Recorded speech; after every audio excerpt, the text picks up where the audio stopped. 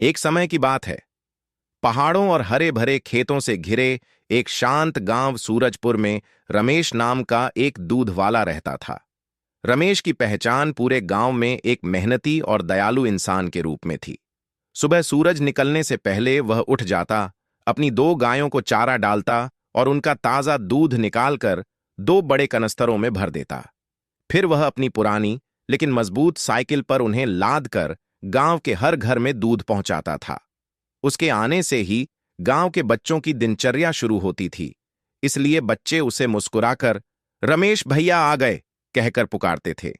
रमेश इस प्यार से खुश रहता था और सोचता था कि उसका काम ईमानदारी से ही चलना चाहिए। लेकिन एक साल गांव में बारिश बहुत कम हुई, खेत सूखने लगे और चारे की कमी हो गई। रमेश की गायों का दूध भी कम हो गया। धीरे धीरे उसकी आमदनी घटने लगी और घर का खर्च संभालना मुश्किल हो गया। पहले रमेश ने सोचा कि वह बचत करके समय काट लेगा, लेकिन फिर उसके मन में एक कमजोर सा ख्याल आया। अगर मैं दूध में थोड़ा पानी मिला दूं तो किसी को पता नहीं चलेगा। सब सोचेंगे दूध कम आया है, पर मैं तो ज्यादा बेच पाऊंगा।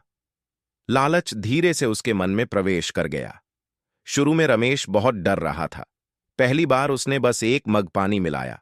दूध थोड़ा पतला हुआ, लेकिन लोगों को अंदाजा नहीं हुआ। अगले दिन उसने 2 मग पानी मिलाया, फिर 4 मग, उसके बाद आधा जग पानी। अब दूध इतना पतला हो गया था कि जो पहले गाढ़ा और मलाईदार होता था वह अब पानी जैसा बहने लगा। लेकिन रमेश को लगता था कि लोग भरोसा करते हैं, इसलिए कोई पूछेगा नहीं। यह वही भरोसा था जिसे वह धीरे धीरे तोड़ रहा था। गांव वालों को महसूस होने लगा कि दूध पहले जैसा नहीं रहा। बच्चे कहते, अम्मी, अब दूध से खीर भी वैसी नहीं बनती। बुजुर्ग शिकायत करते कि चाय का स्वाद फीका हो गया है। लेकिन सीधे सादे गांव वाले रमेश पर शक नहीं कर पाते थे। वे सोचते, रमेश जैसा अच्छा लड़का धोखा नहीं देगा। शायद मौसम की वजह से दूध पतला हो रहा हो। इस तरह महीनों तक यह चलता रहा और रमेश का लालच बढ़ता गया। एक दिन पास के गांव से एक महिला सूरजपुर आई। उसने यहां का दूध पीकर कहा, तुम्हारे यहां का दूध तो बहुत पतला है। हमारे गांव में ऐसा दूध बेचने वाले को तो कोई खरीदता ही नहीं। बस ये बात आग की तरह फैल गई। गांव वालों ने पहली बार सोचा कि शायद कुछ गलत सच में हो रहा है, लेकिन फिर भी वे सीधे रमेश से कहने से डरते थे, क्योंकि वर्षों से उन्होंने उस पर भरोसा किया था। इसी समय एक बड़ी खबर आई।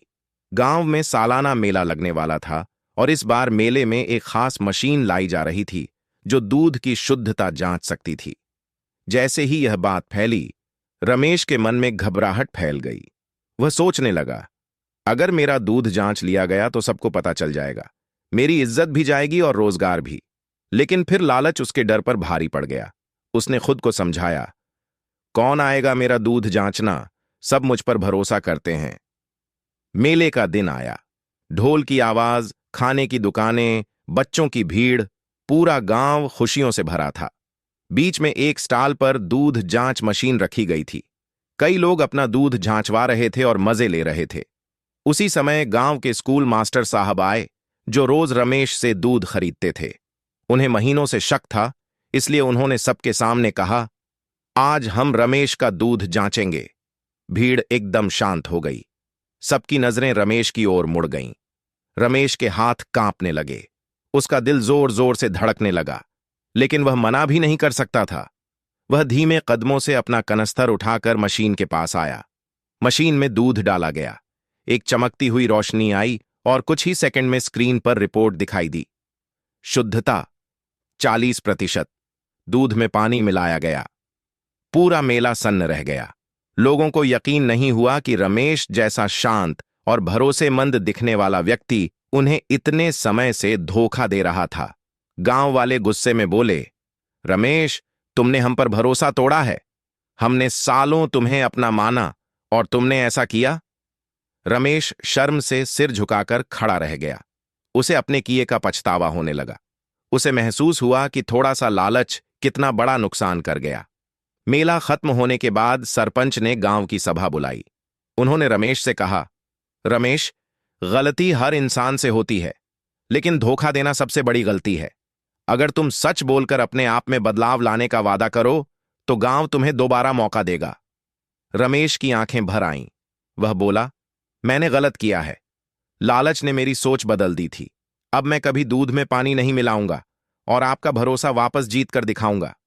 गांव वालों ने सोचा और उसे एक अंतिम मौका दिया, पर एक शर्त रखी कि अगले कुछ महीनों तक 2 लोग रोज उसका दूध जांचेंगे।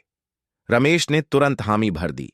अगले ही दिन से उसने अपनी गायों की अच्छी तरह देखभाल शुरू कर दी। उन्हें साफ पानी, अच्छा चारा और आराम देने लगा। कुछ महीनों में दूध फिर से गाढ़ा और स्वादिष्ट होने लगा। धीरे धीरे गांव वालों का विश्वास भी लौट आया। एक दिन मास्टर साहब ने कहा, रमेश, गलती करना बुरा नहीं, गलती सुधारना सबसे बड़ी बहादुरी है। रमेश मुस्कुराया, क्योंकि अब उसे समझ आ चुका था कि ईमानदारी में जो सुकून है वह किसी लालच में नहीं। मोरल, लालच हमें हमेशा गिराता है, लेकिन ईमानदारी हमें सम्मान और सच्ची खुशी दिलाती है। जो मेहनत से कमाता है वही सबसे बड़ा इंसान कहलाता है।